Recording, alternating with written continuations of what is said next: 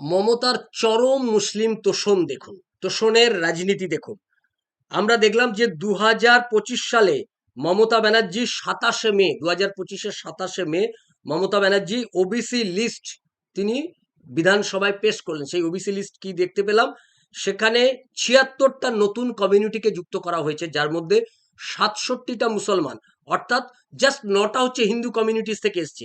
অর্থাৎ শতাংশের বিচারে 88.2% হচ্ছে মুসলিম কমিউনিটি থেকে ওবিসিতে অন্তর্ভুক্ত হয়েছে, আর 11.8% হিন্দু কমিউনিটি থেকে ওবিসিরা পেল। অর্থাৎ ওবিসিতে হিন্দুদেরকে বঞ্চিত করা হলো। শুধু তাই নয়, এটা দেখার দায়িত্ব কাকে দিয়েছিল? সাবিরুল ইসলাম, রাজ্যসভার এমপি।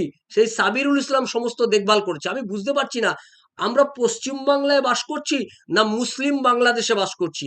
মমতা ব্যানার্জি কি মমতা বেগম হয়ে গেলেন, নাকি মমতা ব্যানার্জি হয়ে বেগমদের মতো কাজ করছেন? এটাই আমার কাছে এখনো পর্যন্ত পরিষ্কার নয়। কেন তিনি এই চরম মুসলিম তোষণের পথে হাঁটছেন? এটার কারণ কি? একমাত্র কারণ ভোট আর রাজ্যের ভবিষ্যৎ। এ নিয়ে কি ওনার কোনো চিন্তা ভাবনা নেই? গোটা রাজ্যের ভবিষ্যৎকে জলাঞ্জলি দিয়ে শুধুমাত্র ভোটের রাজনীতি করার স্বার্থে উনি এই ধরনের কাজ করে যাচ্ছেন।